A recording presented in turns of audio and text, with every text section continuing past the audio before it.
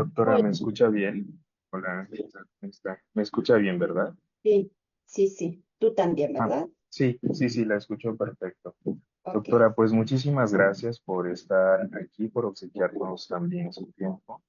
No, hombre, un Eh, gusto enorme. Continuamos con la transmisión en vivo. Posteriormente, estos videos van a estar disponibles también en, en YouTube.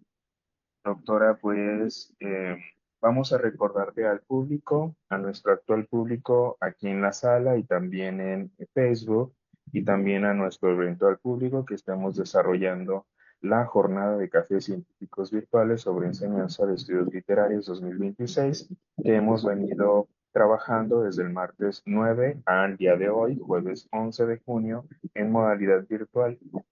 Vale la pena recordar que el objetivo de esta jornada es difundir el trabajo que realizamos las y los docentes de la maestría en enseñanza de estudios literarios en lenguaje no académico y accesible para la población en general, con especial atención a docentes de literatura, mediadores de lectura, mediadores culturales y aspirantes de la MEL.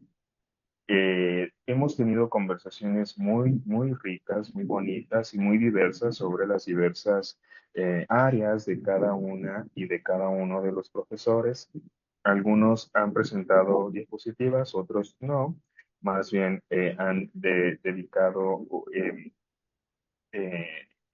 conversación o hemos tenido conversaciones y discusiones y diálogos. Y la doctora Selene nos estaba conversando al respecto de esa importancia de generar diálogos entre nosotras, nosotros como docentes, de conocernos más y sobre todo de motivar y de cautivar a las personas, dar a conocer lo que trabajamos y cautivarles también para que se animen a estudiar con nosotros. Doctora, pues muchísimas gracias por estar aquí, por obsequiarnos su tiempo. Vamos a conversar, o bueno, más bien usted va a estar conversando al respecto de el lector como co-creador y la importancia del lector en el proceso y de la recepción literaria en la enseñanza de la literatura. Muchísimas gracias, doctora, por estar acá, por obsequiarnos su tiempo. Muchísimas gracias. Buenas tardes. Es un gusto enorme estar aquí, porque como sea, todos los que están escuchándonos y nosotros que estamos aquí, compartimos el interés por la literatura. Y eso ya es buenísimo, ¿no? En este caso, además, y dentro de este contexto, está la idea de vamos a presentarles algo y algunas ideas relacionadas con la enseñanza de la literatura. Y voy a compartir una presentación que hice solamente para que me permita, cómo Listo. se está viendo, ¿verdad? Sí, ya se ve muy bien. Buenísimo. Entonces, bueno, mi nombre es Carmen Dolores Carrillo Juárez. Soy docente e investigadora en la UAC. Ya tengo una larga trayectoria como docente y también como investigadora.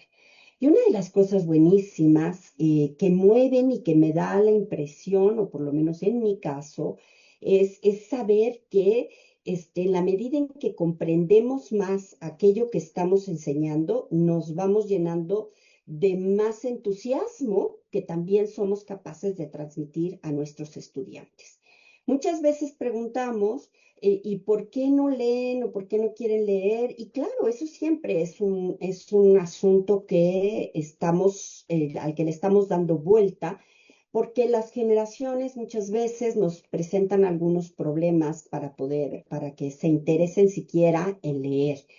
Pero también siempre he tenido en diferentes niveles en que he tenido la oportunidad de dar clases, darnos cuenta que a veces es que si no saben cuando les ponemos un texto enfrente, qué es lo que quieren que yo vea aquí en este texto, ¿no? Y entonces eso lleva a que sobre todo en el caso de los muy jovencitos lectores o de los lectores incluso universitarios, pero de áreas que no tienen que ver con literatura, empiecen a preguntarse, bueno, ¿qué quieren que vea? Porque como que no veo nada, como que no entiendo qué es lo que tengo que ver.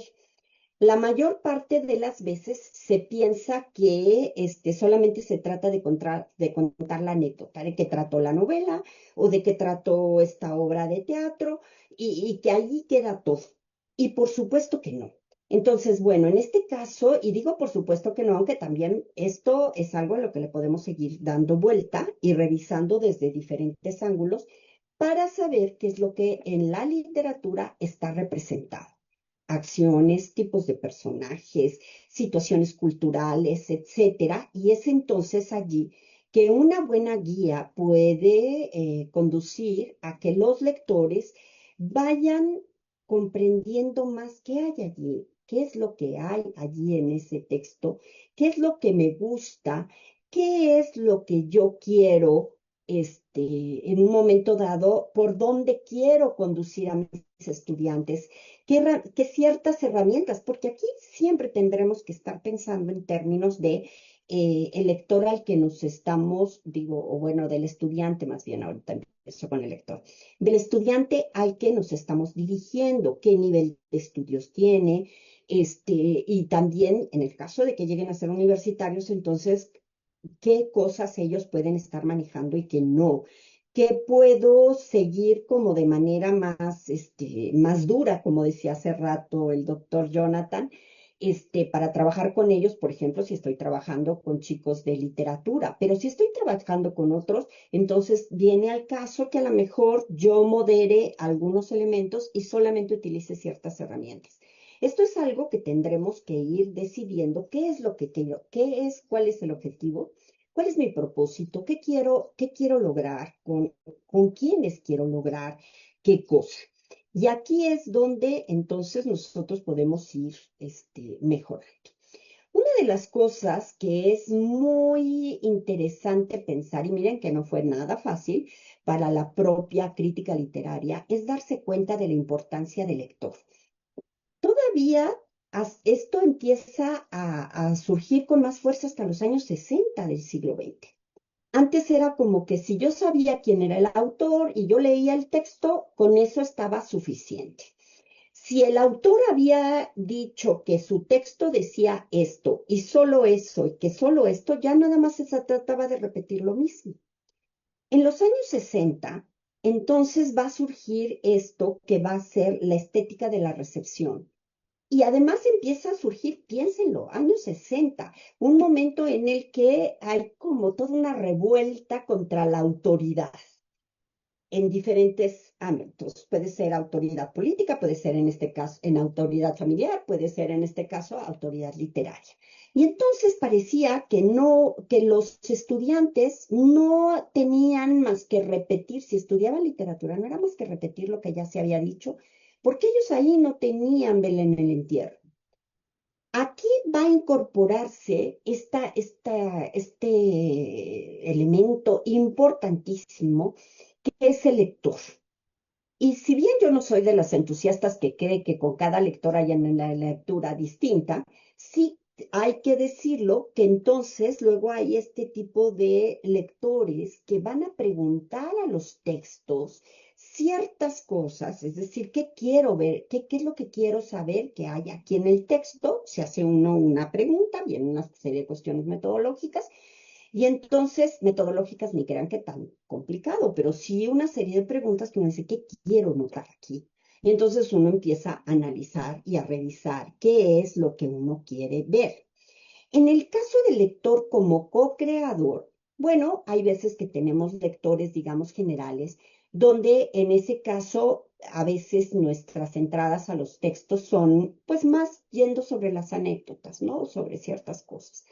Pero si queremos como que entren un poquito más profundamente, insisto, según el nivel, según si yo estoy haciendo un círculo de lectura, si yo estoy haciendo otro tipo de un curso pensado para interesados simplemente, pues esto se llevará y se puede llevar de una manera diferente.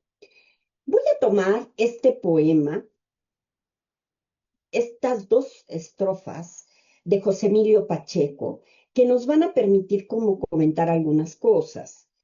Escribo y eso es todo. Escribo, doy la mitad del poema. Poesía no es signos negros en la página blanca. Llamo poesía a ese lugar del encuentro con la experiencia ajena. El lector, la lectora harán o no el poema que tan solo he esbozado. No leemos a otros, nos leemos en ellos. Me parece un milagro que algún desconocido pueda verse en mi espejo. Esto pertenece a este poema que se llama Carta a George B. Moore en defensa del anonimato. No me voy a entrar más, que es muy interesante todo lo que dice y a qué está respondiendo esto, pero sí me interesa mucho en este caso empezar por pensar que, claro, un autor escribe, sí es muy importante saber, digamos, analizar algo que está escribiendo y que sí se dice allí. Pero por otro lado, también saber que el lector llega con otra mirada en un momento dado y de repente puede ver eso mismo que el autor puso o la autora, pero también puede ver más. Y puede ver más y sentir más porque tiene que ver de alguna manera con algo que le dice a él. Y entonces aquí ya empezamos a jugar con estos elementos. Pero no solamente se trata de, a ver, yo leo este texto y a mí, ¿qué me dice el texto?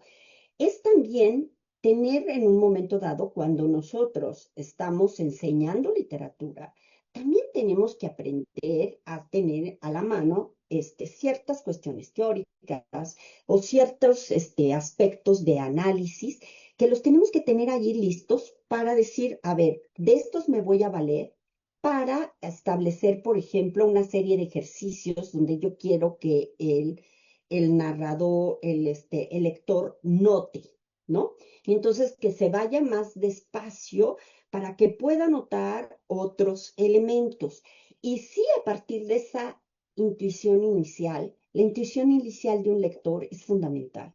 ¿Por qué este texto de repente me parece tan rico, me llama la atención, tengo que entrar y todo esto? Pero a veces cuando estamos con estudiantes hay que generar como este gusto, ¿no? Ayudarlos a que les guste, a que puedan notar que allí están pasando ciertas cosas que son las que están empezando a notar. Más que irnos por el lado individual, que no, insisto, no viene mal, es una buena manera de jalar a los lectores individuales, es irlos dotando también de algunas cosas más. La lectura, por supuesto, es fundamental en la literatura. Y esto que parece verdad de perogrullo, hay que insistir, hubo momentos donde parecería que el autor, una autora, escribe un texto, lo deja, lo publica y es suficiente, ¿no? No importa si alguien lo lee o no, pero por supuesto que sí. Aquí viene este aspecto donde el lector cierra ese ciclo necesario de alguien escribe algo y el corazón literario es el texto, no el autor, ¿eh? Miren que alguien me podría decir por ahí algunas cosas, pero ya podríamos discutir y ya he discutido ampliamente y hay autores que han discutido esto. Es el texto. Y entonces en este texto ahora es el lector el que llega al texto, puede saber cosas del autor, pero quién sabe si esto que sepa del autor está presente en el texto. Y a partir de eso, comenzar entonces con una lectura que va a enriquecer. En el caso de los docentes y también en la investigación, enriquecemos muchísimo porque yo siempre lo imagino así, como tomar de la mano a los otros lectores y decirle, mira, te voy a presentar esta otra lectura. O ven, vamos por este caminito y en este caminito tú vas a ir notando y viendo algunas cosas. Y a veces no necesariamente las mismas cosas que uno ve cuando está frente a ellos, pero sí en ese camino en general uno va conduciendo. El lector va a desempeñar un papel trascendente para completar el significado de la obra. Insisto, no se trata de que ya alguien escribió ese texto, lo deja allí y ya eso es literatura. Literatura tiene que completar el texto. Y esto tiene que completar el ciclo. Esto es algo que, insisto, en los años 60 fue cada vez más evidente hasta la época, ¿no? Ya no podemos prescindir del lector, de las lecturas e incluso todavía más, saber que hay ciertas lecturas de época donde los lectores se fijan más en ciertos aspectos de un texto que a lo mejor en sus inicios, cuando recién se publica algo, los lectores no vieron eso, a lo mejor aplaudieron más más adelante voy a insistir en esto, pero a lo mejor aplaudieron más ciertos aspectos y los lectores posteriores de repente dicen, hombre, pero si aquí también estaba esto, ¿no? ¿Cómo participar en esa comprensión del sentido y entendimiento del texto? Pues para eso entonces es que tenemos que ver unas ciertas cuestiones teóricas, teóricas literarias principalmente, ¿no? ¿Cuáles son los elementos que pueden conformar un texto en un momento dado? ¿Cuáles son? Y también traer de repente teorías o conceptos de otras áreas que nos permiten iluminar el texto literario. Hay que decirlo, simplemente es como que estoy insistiendo en ciertas cosas, pero que son evidentes. La lectura literaria no es lineal. No es una, ay, ¿y qué leíste? Solo esto, ¿no? La lectura literaria nos puede permitir entrar en la comprensión del texto y obtener más cosas, incluso aspectos, aquí voy a dejar simplemente el terminito, pero esto que llamamos y que muchos de ustedes conocen, intertextualidad, ¿no? De repente, cómo hacer relación con otros textos previos literarios. Aquí voy a especificar literarios, aunque también puede ser una intertextualidad cultural, pero ahí lo dejamos. En la lectura, este último punto que pongo aquí, confluyen los horizontes, esta palabra horizonte es un concepto, y está el horizonte de la obra, es decir, una obra fue escrita en un determinado tiempo con una serie de ideas de cómo debía escribirse un texto. ¿Qué era lo que se consideraba o un texto bello o un texto bien escrito, una novela muy interesante, una novela no sé cuánto? Pertenece a un horizonte determinado.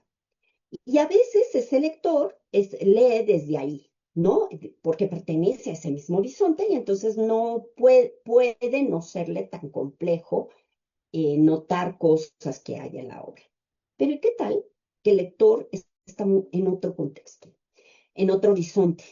Porque a lo mejor es otro momento cultural, un horizonte cultural de 50 años después, o porque el lector está en otro país, ¿no?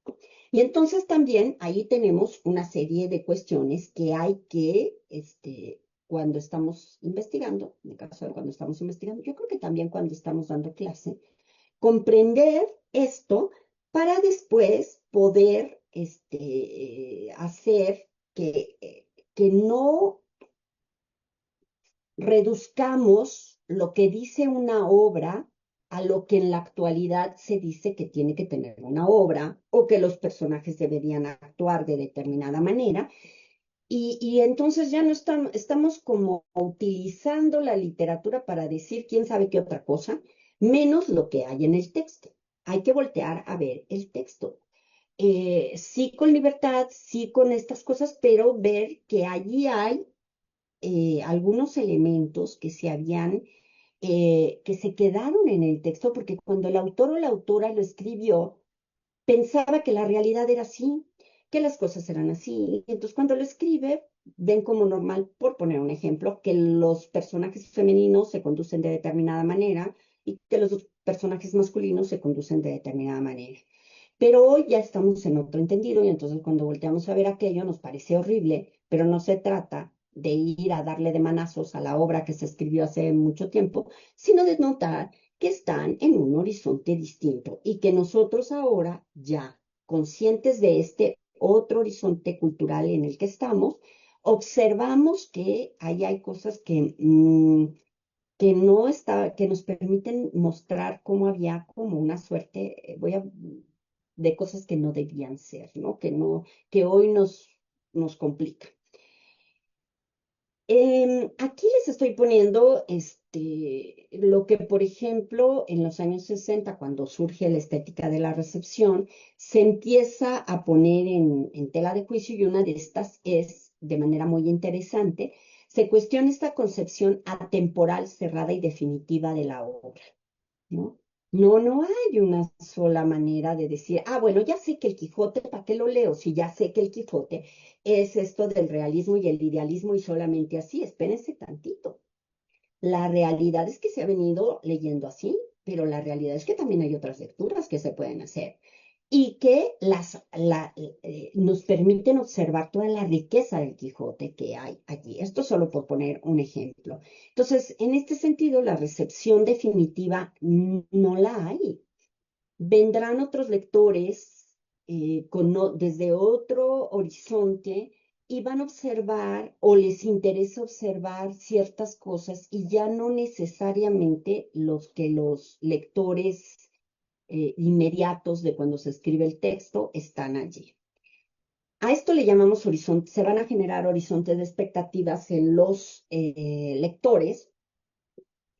¿Qué es esto? Bueno, pues hablamos de género literario, cuáles géneros literarios. Luego decimos, estos géneros literarios tienen estas características, tienen incluso estos temas, estos tratamientos, y creemos que esto siempre va a ser así.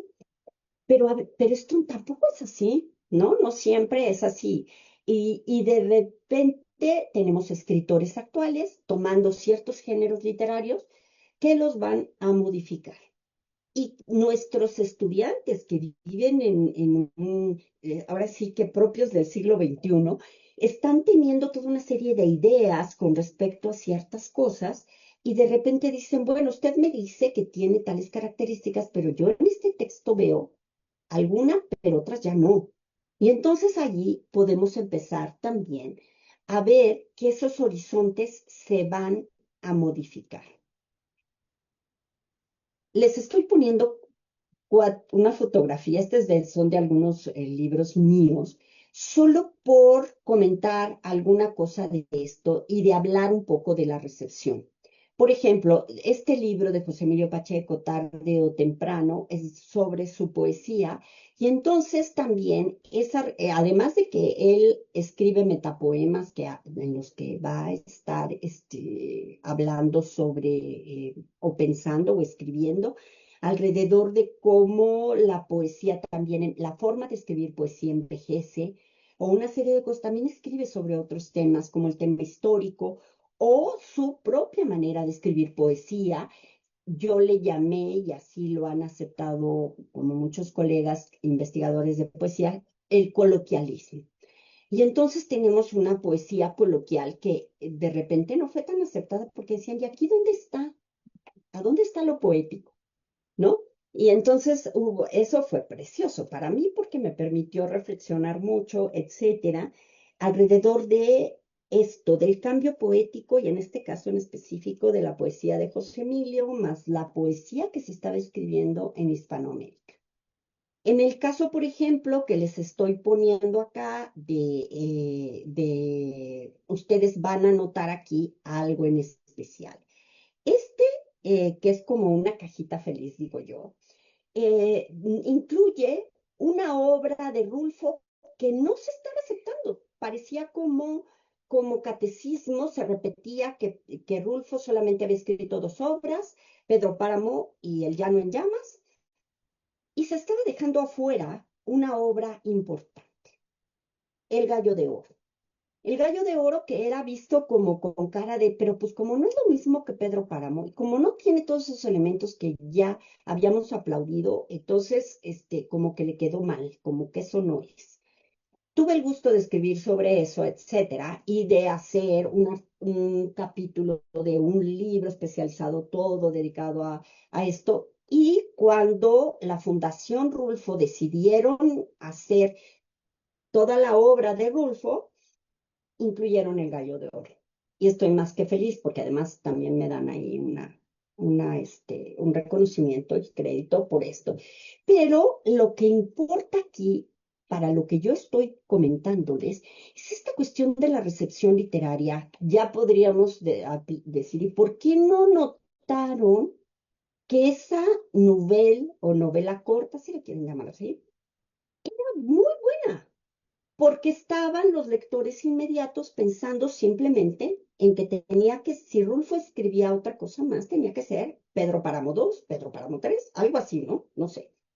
Y entonces nos vamos a entender que esto también nos permite ir apreciando las obras de autores y de autoras. Aquí mismo les pongo a un lado, allá abajito, este libro que se llama Poesía Completa, pero bueno, todavía vive Cristina Rivera Garza, y entonces tendríamos que decir, bueno, poesía reunida, pero todavía le falta, ¿no? Uno de nuestras grandes autoras, eh, que no obstante que ya está en el Colegio Nacional, que es aplaudida por feministas y todo esto, también es rechazada por muchos otros. En el caso de Cristina Rivera Garza, por ejemplo, si uno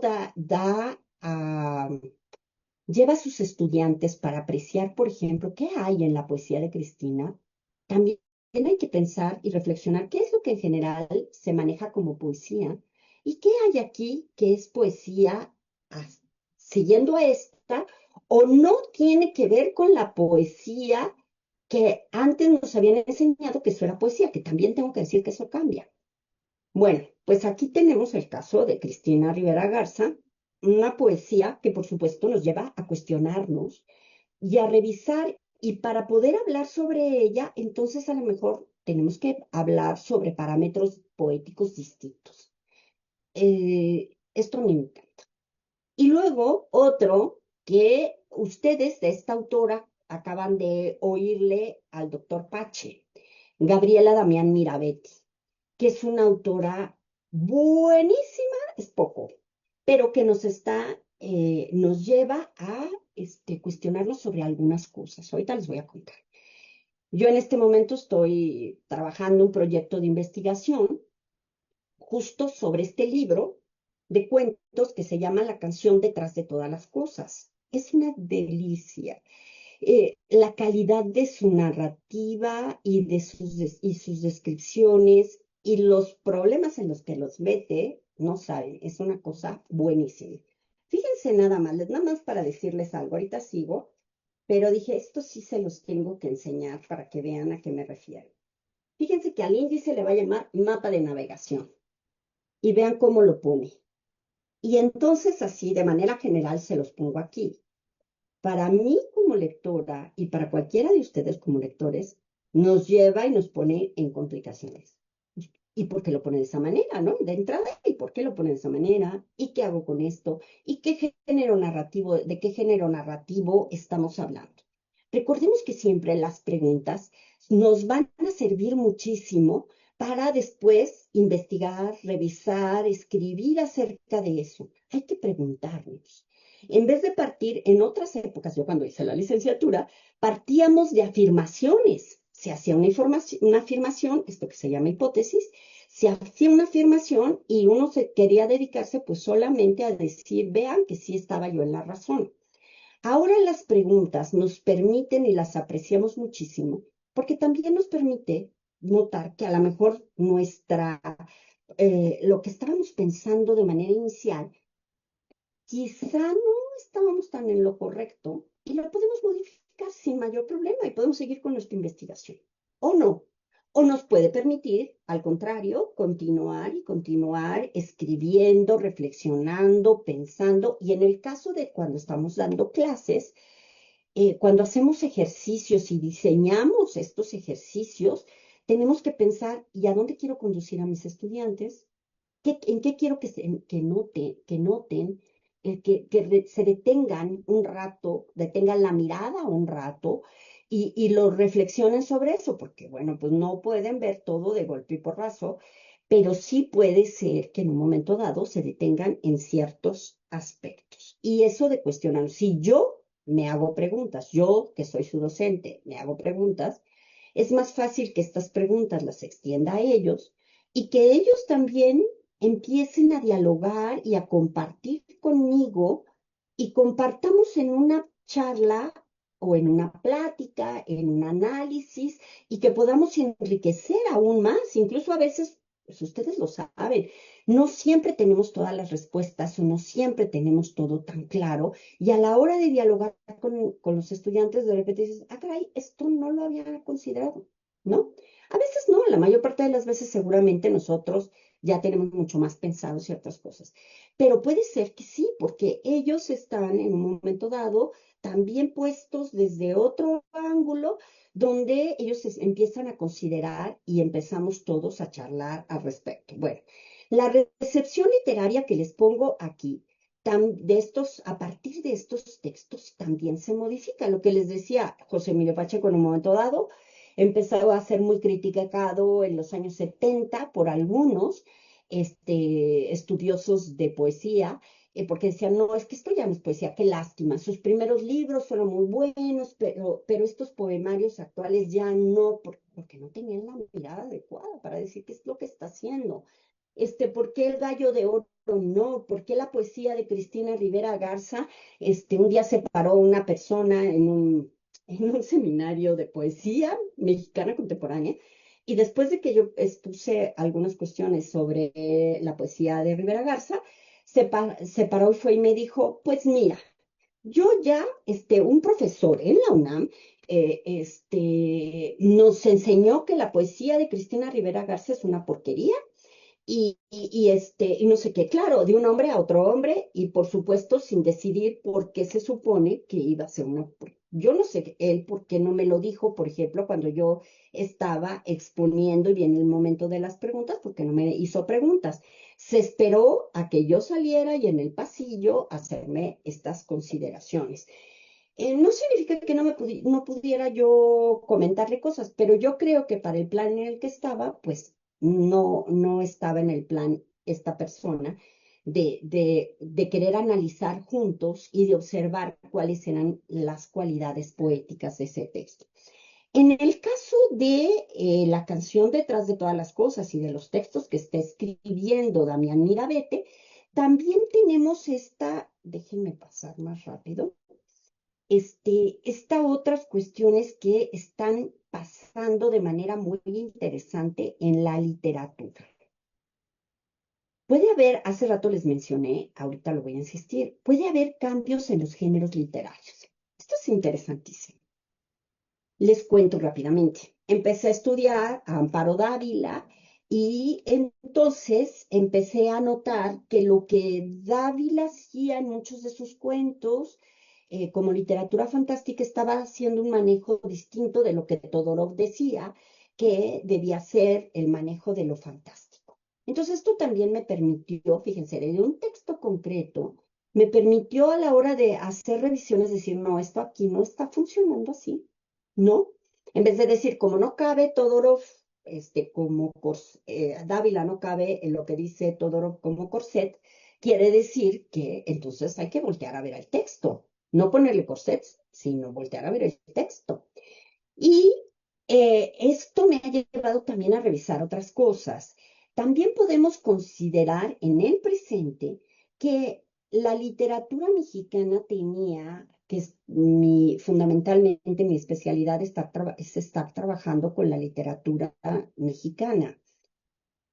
Pero ni crean que cuando digo que solo con la literatura mexicana es que nos quedamos aquí encerraditos solo en lo que escriben nuestros escritores y escritoras, sino que también nos ponemos en contacto con escritura, con literatura de otros países, de otras culturas. En fin, esto es riquísimo. Eh, pero hay ciertas tradiciones en la literatura mexicana que no se consideraban como importantes y se les hacía a un lado. Una de ellas es la literatura fantástica. Entonces, al principio de los años 50, todavía la literatura fantástica la estaban viendo con cara de esto no sirve, así no. Les queda bien a los ingleses, pero a los mexicanos no. Por ahí hay un crítico literario que un libro de cuentos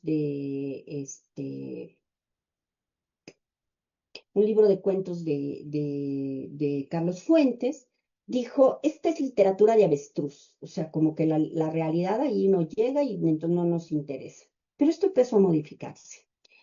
En la actualidad, les voy a poner algunos ejemplos. La literatura fantástica empezó a apreciarse más, pero mientras que en Sudamérica, por ejemplo, Borges, Cortázar, eran muy apreciados, en México fue tardando.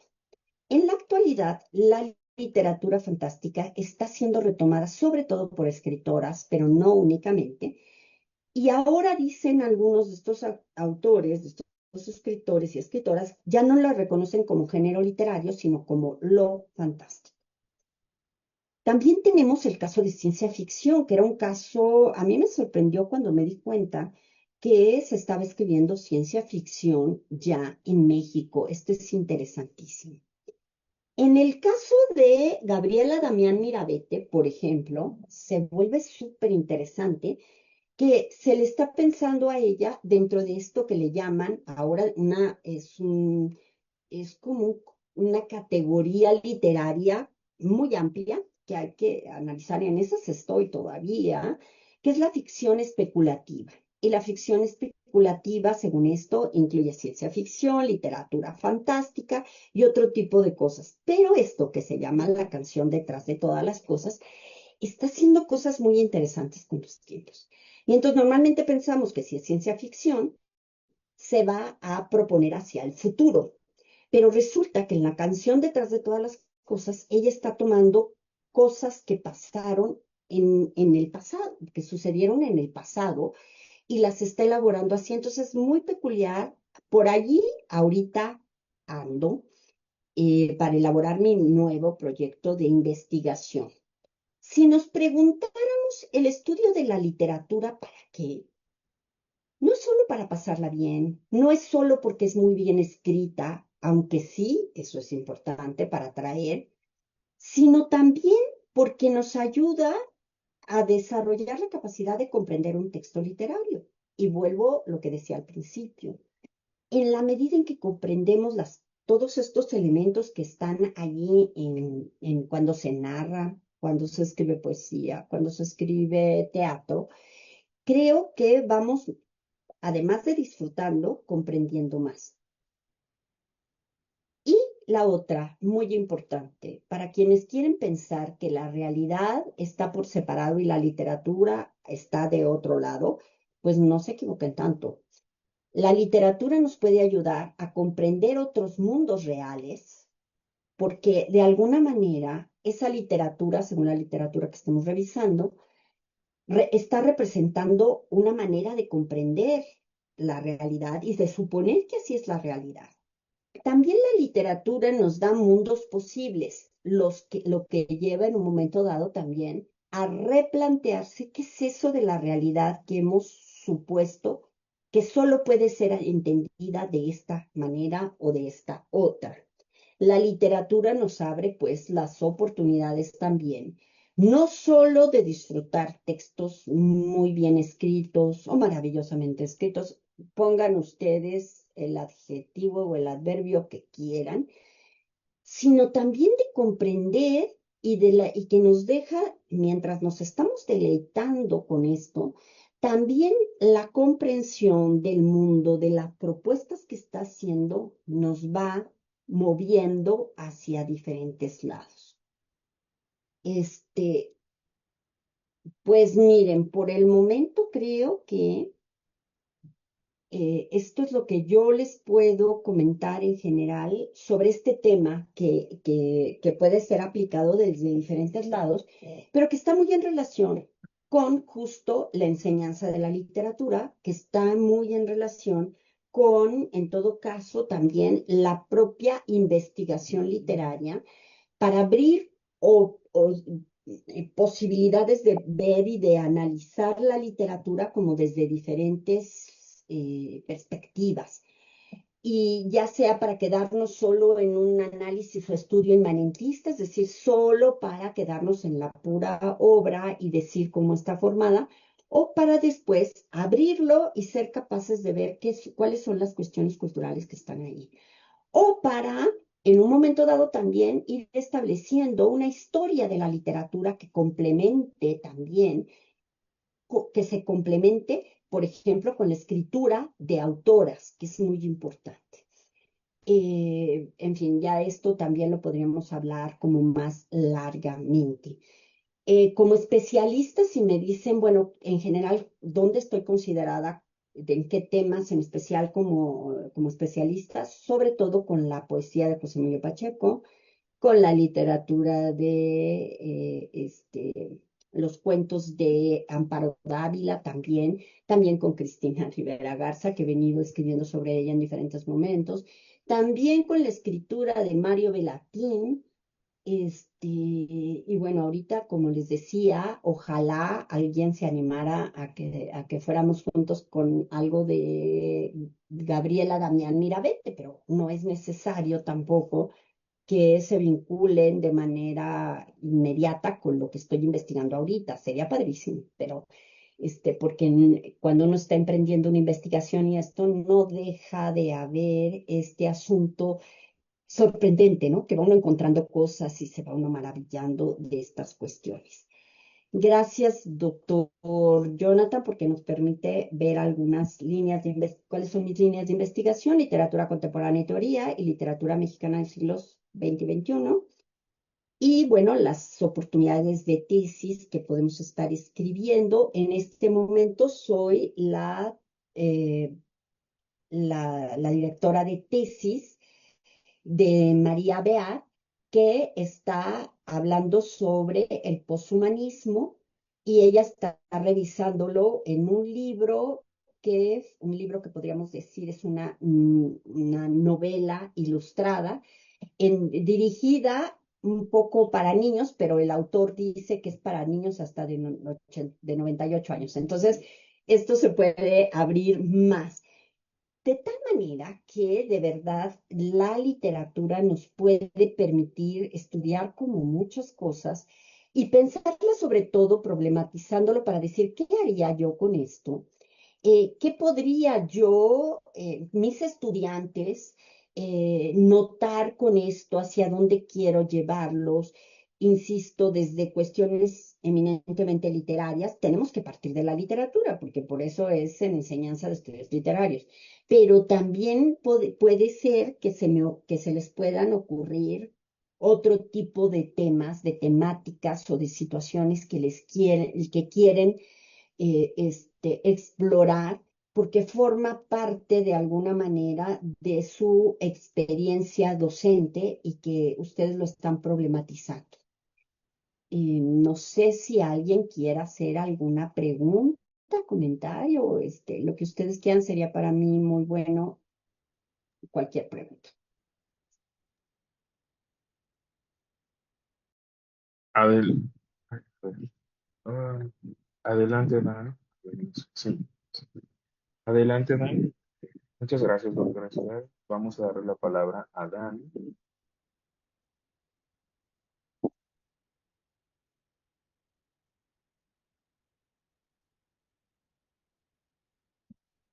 ¿Qué pasó con Dan?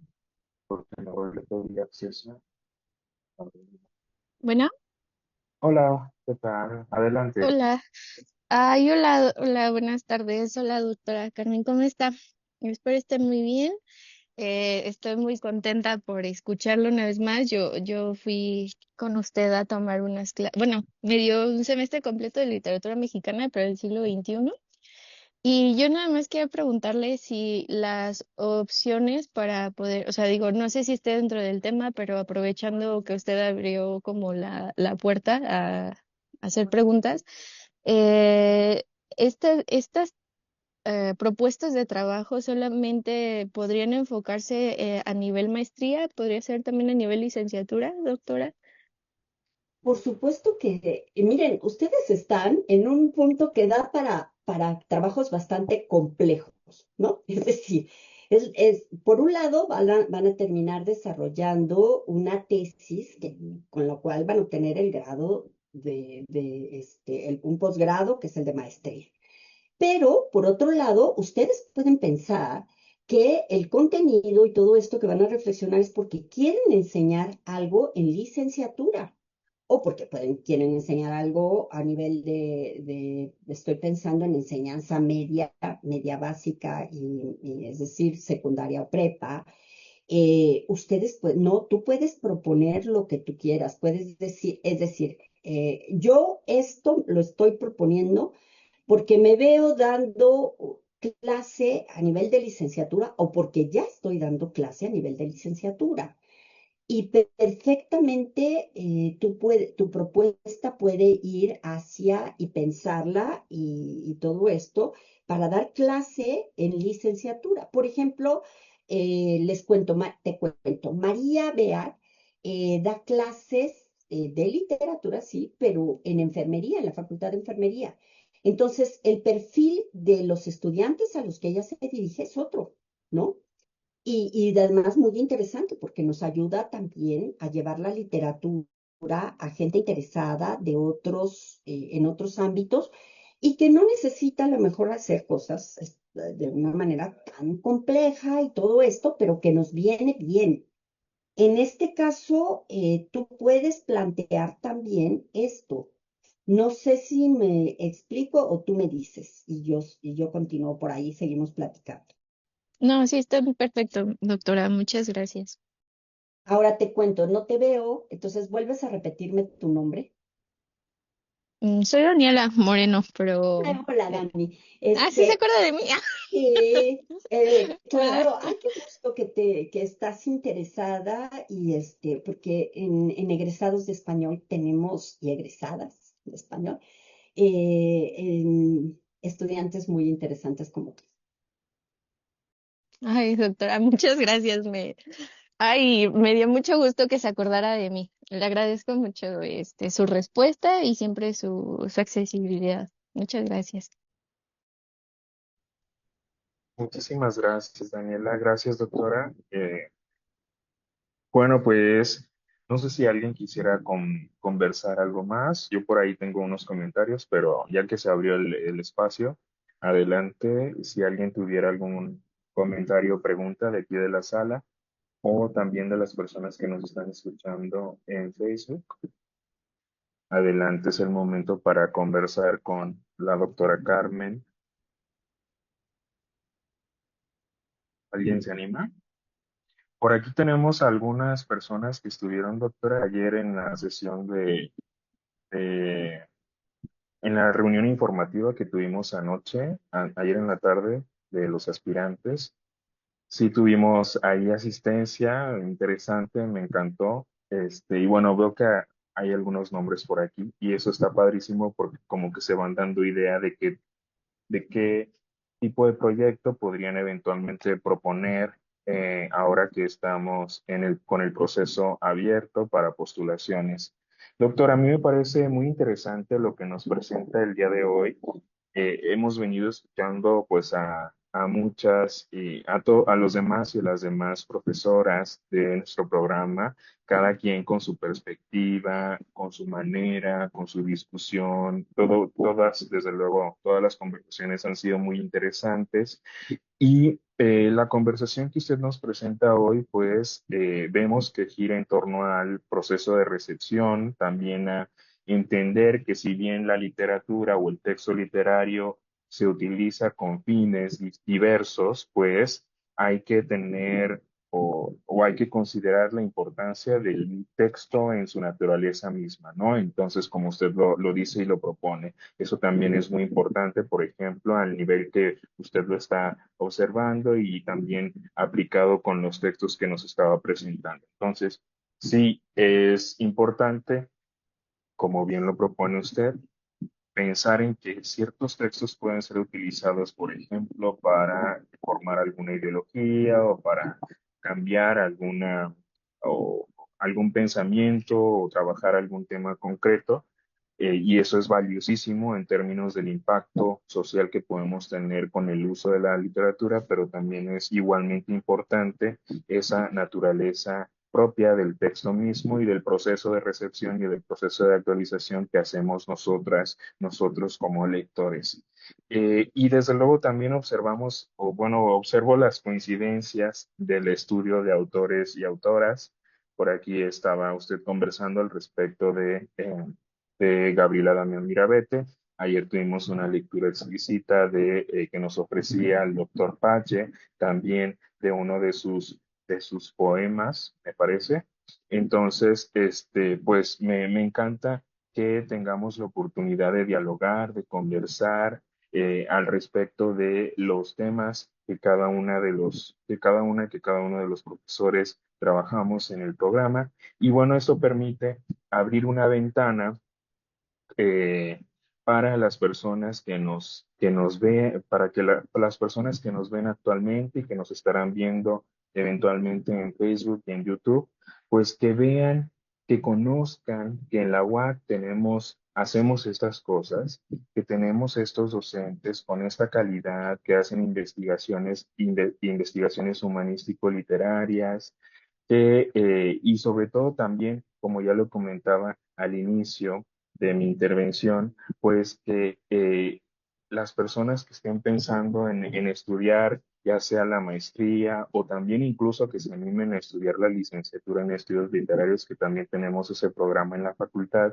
pues que conozcan a las y los profesores que colaboramos en estos dos programas. Y bueno, pues el propósito final es mostrar esa investigación o esos temas que trabajamos en la universidad y también cautivar a las personas para que se inscriban y se postulen en nuestros cursos. Doctora, pues ha sido realmente un gusto tenerla hoy aquí, también agregando esta mirada crítica, esta mirada teórica también y esta mirada sobre la enseñanza también de la literatura. Entonces, pues de mi parte, pues considere ese agradecimiento que tengo por obsequiarnos también todo este tiempo. Yo en realidad estoy muy contento porque pues todos, la mayoría, sí todos los docentes del programa pues están participando de manera muy activa en esta jornada.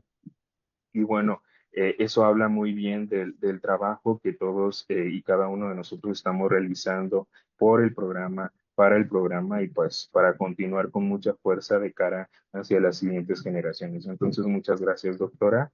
Vemos que ya llegó el doctor Gerardo Argüelles, que bueno, tendremos su presentación, su charla y su conversación en unos minutos más.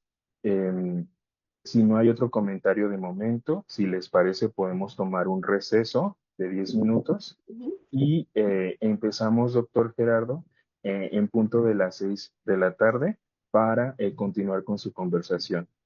Bienvenido, doctor Argüelles. Muchísimas gracias, doctora Carmen. Y bueno, Muchísimas gracias de verdad por estar coordinando esto, tanto que hablábamos del café literario y un café literario, y por fin tú ya lo echaste a andar y de la mejor manera aplicada para los interesados en cursar la maestría en enseñanza de estudios literarios. Qué gran gusto de verdad estar en estas charlas. Bienvenido, doctor Argüelles. Gracias, gracias, doctora, gracias. Y Muy bien. gracias a los que estaban conectados escuchando. ahí están las palabras de agradecimiento de la doctora Carmen. Muchísimas gracias a a las personas que están aquí en la sala y también a las personas que están conectadas en transmisión.